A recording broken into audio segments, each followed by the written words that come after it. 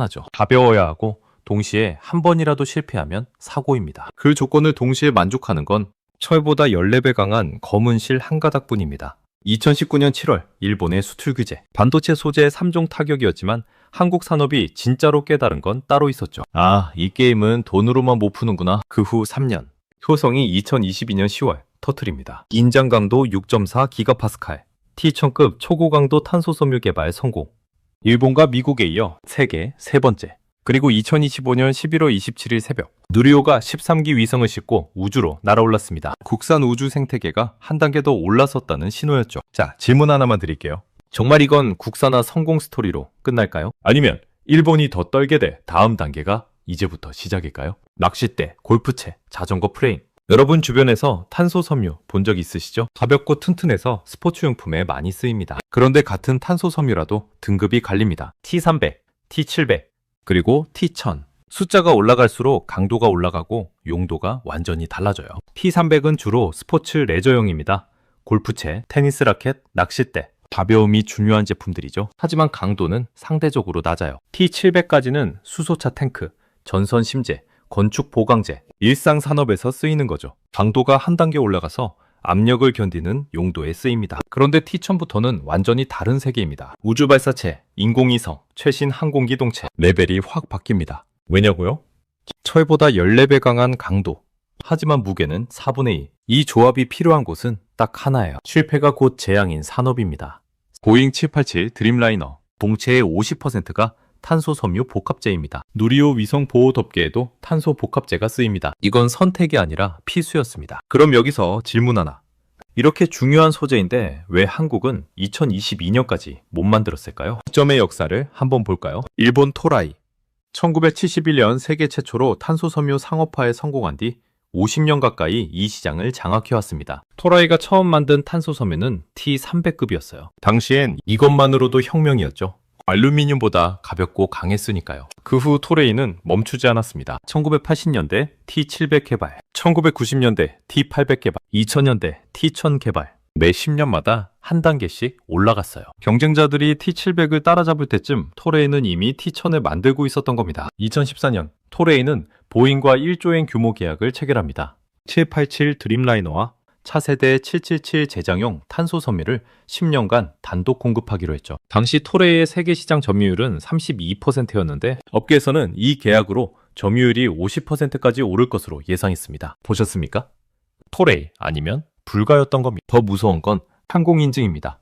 보잉이 새 소재를 승인하려면 최소 5년에서 10년이 걸려요. 수만 번의 테스트를 거쳐야 하죠. 내구성, 피로도, 열저항, 충격저항 모든 걸 검증해야 합니다. 그래서 일단 인증받은 소재는 웬만해선 바꾸지 않습니다. 바꾸려면 또다시 5년에서 10년이 걸리니까요. 이게 진짜 진입장벽이에요. 기술만 있다고 되는 게 아니라 시간과 신뢰가 쌓여야 하는 겁니다. 여기서 더 무서운 건 공급망 자체가 정치 무기로 쓰일 수 있다는 점이에요. 2019년 7월 일본의 수출 규제, 반도체 소재 3종, 불화수소, 포토레지스트, 플루오린 폴리이미드가 직접 타겟이었지만 한국 산업이 받은 충격은 따로 있었어요. 공급망은 무기가 될 수 있다. 탄소섬유는 그 규제 대상에 직접 포함되진 않았습니다. 하지만 우주, 항공, 방산용 고성능 탄소섬유는 MTCR, 미사일 기술 통제 체제 같은 수출 통제 프레임에 걸릴 수 있었죠. MTCR은 미사일과 무인기 관련 기술의 확산을 막기 위한 국제 체제입니다. 사거리 300km 이상, 탑재 중량 500kg 이상인 미사일 관련 기술은 수출이 엄격히 통제돼요. 탄소섬유가 왜 여기 걸릴까요? 미사일 동체를 가볍게 만들 수 있거든요. 가벼워지면 사거리가 늘어나죠. 그래서 고강도 탄소섬유는 전략물자로 분류됩니다. 용도 심사, 정치 상황, 납기 조건, 돈 주고 살 수 있다가 살 수 있을지 없을지 모른다로 바뀌는 순간입니다. 2019년 수출 규제 이후 한국 정부는 100대 핵심 전략 기술을 선정했어요. 반도체 소재, 배터리 소재, 디스플레이 소재, 그리고 탄소섬유도 포함됐죠. 이유는 명확했습니다. 사고 싶어도 못 살 수 있는 구조를 깨야 한다. 그래서 한국 정부와 기업들이 내린 결론은 하나였죠. 우리가 직접 만들어야 한다. 철선은 사실 2008년부터 이미 뛰어들었어요. 2011년 개발 성공, 2013년 전주 공장 상용 생산, 일본, 미국, 독일에 이어 세계 네 번째로 탄소섬유를 생산하기 시작했죠. 하지만 T700급이었습니다. 수소차 탱크, 전선 심재, 건축 보강제용이죠. T1000급은 차원이 달랐어요. 원료 중압부터 방사, 소성까지 전체 공정의 난이도가 한 단계 올라가고 차별화된 기술이 필요해서 일본과 미국만 생산 가능했습니다. 잠깐만요. 왜 10년 넘게 개발해도 최상급은 못 만들었을까요? 장비를 사면 되는 거 아닌가요? 그런데 돈이 못 사는 단 하나가 있었습니다. 탄소 섬유는 원료에서 시작합니다. PAN, 폴리아크릴로 니트릴계 섬유를 쓰는 게 일반적이죠. 이걸 열 처리로 구조를 바꿔가며 탄소 함량을 92% 이상으로 끌어올려요. 판섬유를 만드는 것부터가 어렵습니다. 일반 섬유와 달리 분자 구조가 균일해야 해요. 조금이라도 불균이라면 나중에 탄소화할 때 결함이 생기거든요. 원료 중압, 방사, 소성. 전체 공정의 난이도가 높다는 건 누구나 알죠. 하지만 진짜 문제는 따로 있었습니다. 공정의 미세한 흔들림. 온도가 5도만 달라져도, 속도가 조금만 빨라져도 결과물의 강도가 달라집니다. 탄소 섬유를 만드는 과정을 좀 더 자세히 볼까요? 첫 번째, 중압, PN 원료를 만드는 단계예요. 온도, 압력, 촉매 농도. 이 세 가지가 0.1%만 달라져도 결과가 바뀝니다. 두 번째, 방사, PAN의 용액을 가느다란 실로 뽑아내는 과정이죠. 노즐 크기, 압축 속도, 용액 농도. 이것도 미세하게 제어해야 해요. 세 번째, 안정화.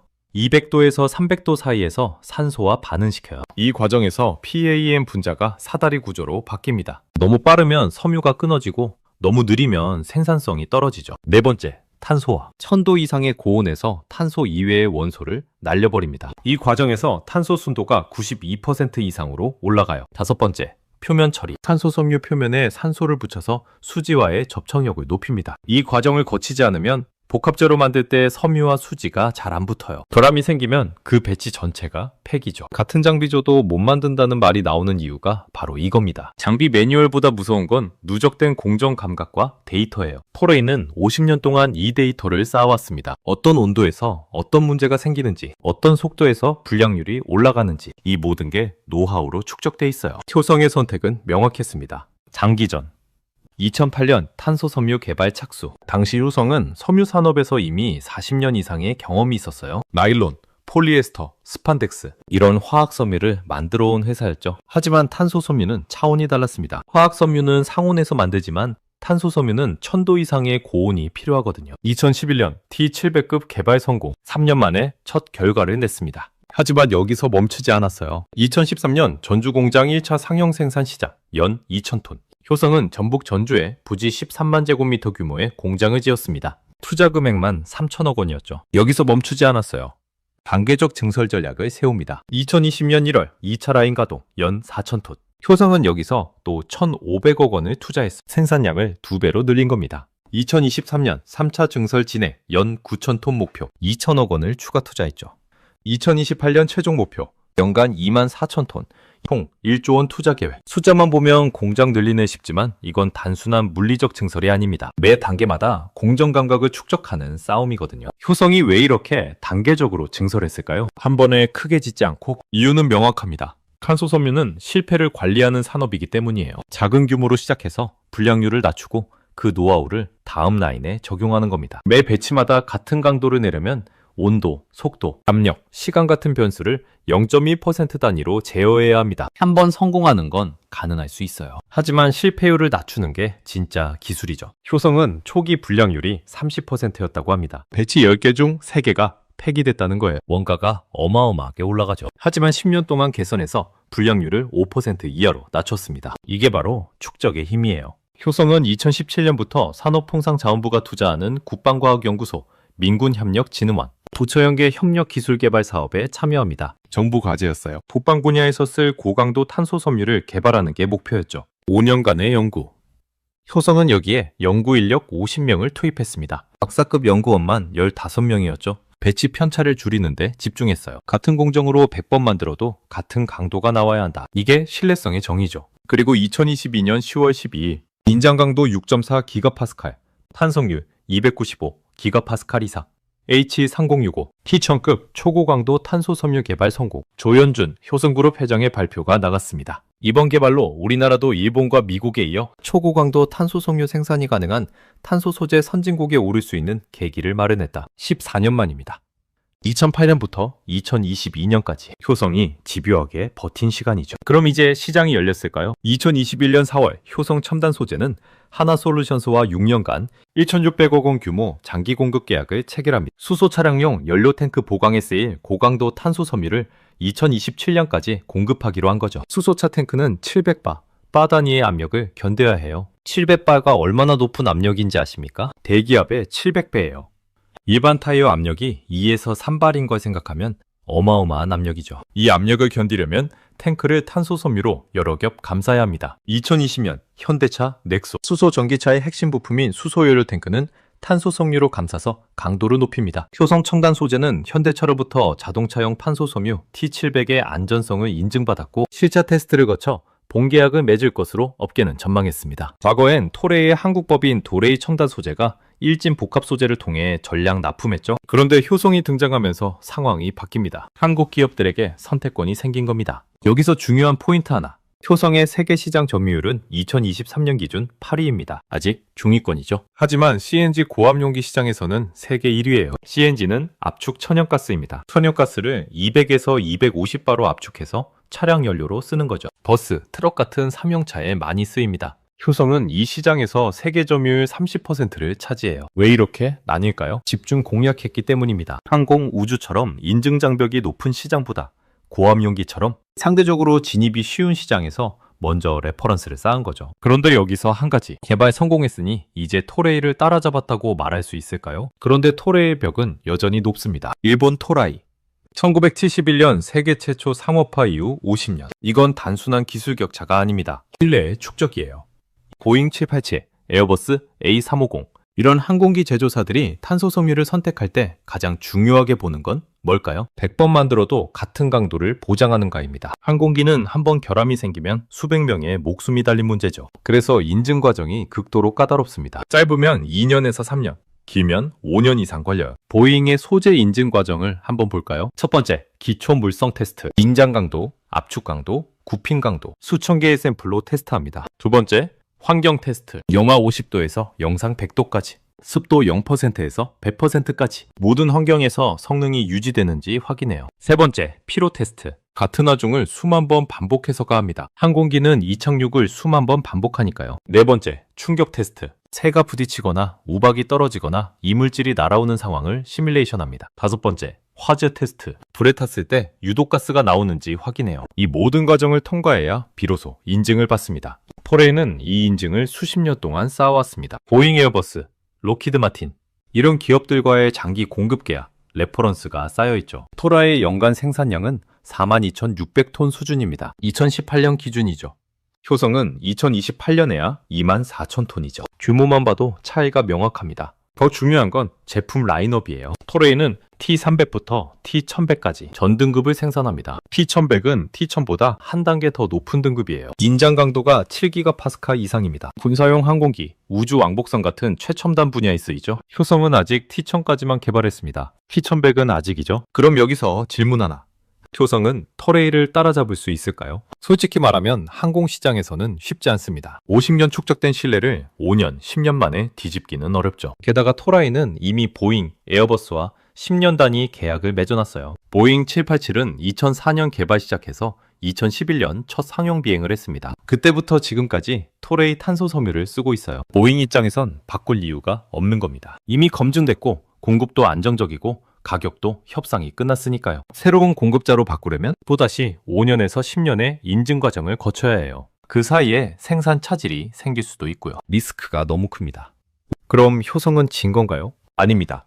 협상 구도가 바뀐 겁니다. 과거엔 어땠을까요? 토라이, 조건이 싫으면 다른 데 가세요. 공급자가 일방적으로 조건을 제시할 수 있었죠. 가격, 납기, 최소 주문량 모든 걸 토레이가 정했어요. 특히 T1000급 같은 고급 제품은 더 심했습니다. 주문하려면 최소 1년 전에 예약해야 했어요. 급하게 필요해도 줄 서서 기다려야 했죠. 하지만 이제는 다릅니다. 효성이라는 대안이 생겼어요. 한국 기업들이 협상할 때 이렇게 말할 수 있게 된 겁니다. 토라이 조건이 부담스러우면 효성과도 이야기해 볼게요. 이게 바로 교섭력의 변화예요. 실제로 어떤 변화가 생겼을까요? 2021년 이전 한국 기업들이 토레이의 탄소 섬유를 주문하면 납기가 최소 6개월이었습니다. 급한 주문은 받아주지도 않았어요. 가격도 협상 여지가 거의 없었죠. 제시된 가격 그대로 사야 했습니다. 하지만 효성이 T1000 개발에 성공한 2022년 이후 상황이 바뀌기 시작했어요. 한국 기업들이 토레이에 주문할 때 효성 견적서를 같이 들고 가는 겁니다. 그러면 터레이도 가격을 조정하기 시작했죠. 납기도 좀 더 유연해졌고요. 시장 점유율보다 무서운 게 뭔지 아십니까? 다른 선택지가 있다는 사실 자체입니다. 국정 시장에서는 공급자가 왕이에요. 가격, 납기, 조건을 일방적으로 정할 수 있죠. 하지만 경쟁자가 등장하면 협상 테이블이 수평으로 바뀝니다. 효성이 T1000급을 개발한 건 2022년 10월입니다. 하지만 실제로 우주발사체나 항공기에 쓰이려면 인증 과정을 거쳐야 하죠. 이 과정이 짧으면 2년에서 3년, 길면 5년 이상 걸릴 수도 있어요. 그래서 개발 성공과 실제 적용 사이에는 시간차가 생깁니다. 하지만 중요한 건 게임의 룰이 달라졌다는 사실 자체예요. 효성의 전략도 명확합니다. 틈새 시장에서 먼저 레퍼런스를 쌓고 점진적으로 확장한다. CNG 고압용기 시장, 세계 수소연료 탱크 시장 공급 계약, 이런 레퍼런스를 쌓아가며 점진적으로 우주, 항공 시장으로 확장하는 겁니다. 토레이를 정면 승부로 이기려는 게 아니라 다른 길을 만드는 거죠. 효성의 다음 타겟은 풍력 발전입니다. 풍력 터빈 날개는 길이가 50m에서 100m예요. 이걸 가볍고 강하게 만들려면 탄소 섬유가 필수죠. 글로벌 풍력 시장은 2025년 기준 연간 100기가와트 이상 설치됩니다. 탄소 섬유 수요로 치면 연간 10만 톤 이상이에요. 효성은 여기서 점유율 10%를 목표로 하고 있습니다. 여기서 또 하나. 한국에는 강점이 있습니다. 배터리, 반도체, 디스플레이 같은 기술 집약 산업의 경험. 탄소 섬유도 결국 공정 제어 싸움입니다. 한국 기업들이 반도체에서 쌓아온 미세 공정 제어 노하우가 여기서도 통할 수 있거든요. 삼성전자가 7나노미터, 5나노미터 반도체를 만들 때 온도를 0.01도 단위로 제어합니다. 이 노하우를 탄소 섬유 공정에 적용하면 어떻게 될까요? 불량률을 더 낮출 수 있어요. 실제로 효성은 삼성전자, LG화학 출신 공정 엔지니어들을 영입했습니다. 반도체, 배터리에서 쌓은 공정 제어 노하우를 탄소 섬유에 적용하는 거죠. 균형 한 줄 들어갈까요? 물론 토레의 벽은 여전히 높습니다. 특히 항공 인증, 장기 공급 레퍼런스, 글로벌 네트워크, 이 부분에서 터레이는 압도적이죠. 하지만 선택지가 생겼다는 사실만으로도 충분합니다. 그리고 이제 우주가 열립니다. 2025년 11월 27일 새벽 1시 13분 전남 고흥 나로 우주센터. 누리호가 굉음과 함께 우주를 향해 솟구쳤습니다. 13기 위성, 차세대 중형위성 3호와 퓨브위성 12기, 총 탑재 중량 960kg, 목표 고도 600km, 발사 18분 만에 모든 위성 분리 성공, 발사 42분 만에 차세대 중형위성 3호가 남극 세종기지 지상국과 첫 교신에 성공했습니다. 이게 왜 중요할까요? 한국이 우주 운영을 반복할 수 있는가에 대한 검증이기 때문입니다. 누리호 1차 2021년 10월 위성보사체 궤도 안착 실패, 3단 엔진이 조기 종료됐어요. 목표 고도 700km에 46km 부족한 654km까지만 올라갔죠. 하지만 포기하지 않았습니다. 누리호 2차 2022년 6월 성능 검증 위성 궤도 진입 성공. 1차 실패 원인을 분석해서 산화제 탱크, 헬륨 압력을 높였어요. 그 결과 성공했죠. 누리호 3차 2023년 5월 차세대 소형위성 2호 등 8기 발사 성공. 이때부터 실용위성을 싣기 시작했습니다. 누리호 4차 2025년 11월 13기 발사 성공. 발사 횟수가 늘어날수록 신뢰도가 올라가는 겁니다. 번복 성공. 이게 우주 산업에서 가장 중요한 키워드입니다. 한 번 성공은 운일 수 있어요. 하지만 4번 연속 성공은 실력이죠. 우주 발사체에 탄소 섬유가 적용되면 무게가 가벼워져 추진력이 상승하고 더 많은 탐사 장비나 승무원을 태울 수 있어 경제적이에요. 내구성과 열, 진동 저항성도 우수하죠. 누리호 페이로드 페어링. 위성체를 보호하는 덮개에 탄소 복합재가 사용됩니다. 페어링은 발사 초기에 위성을 보호하다가 대기권을 벗어나면 분리돼요. 무게가 무거우면 연료를 더 많이 써야 하죠. 하지만 가벼우면 그만큼 연료를 아낄 수 있어요. 누리호 4차 발사에서 페어링 무게는 약 1.5톤이었습니다. 만약 이걸 알루미늄으로 만들었다면 3톤이 넘었을 거예요. 1.5톤을 아낀 셈이죠. 이 무게만큼 위성을 더 실을 수 있습니다. 우주, 방산, 수소, 이 세 시장의 공통점이 뭘까요? 신뢰가 가격을 이긴다는 겁니다. 값이 싸다고 사는 게 아니에요. 믿을 수 있느냐가 결정하는 시장이. 그래서 T1000급 개발이 중요한 겁니다. 한국이 이 시장에 문을 열었다는 의미니까요. 효성이 T1000급을 개발했다고 해서 당장 내년에 보잉 787에 쓰이는 건 아닙니다. 인증 과정이 남아있죠. 하지만 한국도 만들 수 있다는 사실 자체가 협상 구도를 바꿉니다. 글로벌 탄소 섬유 시장을 한번 볼까요? 2025년 약 207에서 265킬로톤 규모입니다. 이전 30년에는 약 400킬로톤까지 성장할 것으로 전망돼요. 연평균 성장률 10에서 18%. 용도별로 보면 풍력 발전 39%, 우주항공 15%, 스포츠 레저 12%, 자동차 7%. 2021년 기준이죠. 여기서 주목할 점, 우주항공은 수량 기준 15%지만 금액 기준으로는 30% 이상입니다. 고부가가치 시장이라는 거죠. T700급 탄소섬유는 킬로그램당 3만원에서 5만원입니다. 하지만 T1000급은 킬로그램당 20만원에서 30만원이에요. 가격이 6배 차이 나죠? 왜 이렇게 비쌀까요? 수율이 낮기 때문입니다. T700급은 수율이 70에서 80%예요. 원료 100kg 넣으면 70에서 80kg이 나옵니다. 하지만 T1000급은 수율이 50에서 60%밖에 안 돼요. 원료를 더 많이 써야 하고 불량률도 높으니까 가격이 비싼 겁니다. 효성이 T1000급 개발에 성공하면서 이제 이 고부가가치 시장에 진입할 수 있는 티켓을 얻은 겁니다. 그럼 여기서 질문 하나. 국산화의 진짜 효과는 뭘까요? 값이 싸졌다? 아닙니다. 내가 언제, 얼마나, 어디에 쓸지를 내가 결정하는 힘. 이게 소재 주권의 의미예요. 과거엔 어땠을까요? 토레에게 물량을 요청하면 납기, 가격, 조건을 토레이가 정했습니다. 급하면 더 주고 사세요. 우선순위가 밀리면 1년을 기다려야 했어요. 2020년 코로나 시기 항공 수요가 줄면서 토레이는 생산을 줄였습니다. 그 여파로 한국 기업들이 주문한 물량도 납기가 밀렸어요. 계획대로 생산하지 못했죠. 하지만 이제는 다릅니다. 토성이라는 옵션이 생기면서 한국 기업들이 협상할 때 카드가 생긴 거죠. 이게 월급, 연금, 일자리와 어떻게 연결될까요? 효성의 1조 원 투자. 전주 공장 고용은 현재 500명입니다. 2028년 증설이 완료되면 2,000명으로 늘어날 전망이에요. 직접 고용만 그렇고 협력사 고용까지 합치면 3,000명 이상이죠. 관련 부품, 소재 협력사 확대. 탄소 섬유를 만들려면 원료, 장비, 포장재, 물류 등 수많은 협력사가 필요해요. 효성 1차 협력사만 50개가 넘습니다. 2차, 3차까지 합치면 200개가 넘죠. 지역경제 활성화. 전주 지역에 효성 때문에 들어선 기업들이 많아요. 부동산도 올랐고 식당, 숙박업도 늘었죠. 누리호 발사 성공. 우주 생태계 확장. 한국의 우주 관련 기업은 2020년 기준 300개였습니다. 2025년에는 500개로 늘었어요. 위성 제작, 발사체 부품, 지상국 운영. 이런 분야에서 새로운 기업들이 생기고 있죠. 위성, 발사체 관련 산업 성장. 누리호 4차 발사에서 한화 에로스페이스가 제작을 주도했습니다. 민간 주도 발사체 시대가 열린 거예요. 한화는 2030년까지 발사체 사업에 3조 원을 투자할 계획입니다. 고급 일자리 창출. 우주 산업은 고학력, 고숙련 인력이 필요해요. 석사, 박사급 인력 수요가 많죠. 한국항공우주연구원은 2025년 기준 연구원이 1,200명입니다. 2030년에는 2,000명으로 늘릴 계획이에요. 탄소섬유 국산화, 수소차, 방산, 항공산업의 교섭력 강화. 현대차가 수소차를 만들 때 탄소섬유 탱크 가격이 원가의 30%를 차지합니다. 이 가격을 10%만 낮춰도 차량 가격을 300만 원 낮출 수 있어요. 원가 협상 유리. 효성이 공급자로 등장하면서 토레이와의 가격 협상이 유리해졌죠. 실제로 2023년 한국 기업들이 토레이에 지불한 탄소섬유 가격은 2021년 대비 15% 낮아졌습니다. 기업 수익성 개선. 원가가 낮아지면 이익이 늘어나죠. 이익이 늘어나면 투자와 고용이 늘어납니다. 투자, 고용 증가. 이게 바로 소재 주권이 개인에게 오는 경로입니다. 여러분께 3가지만 말씀드릴게요.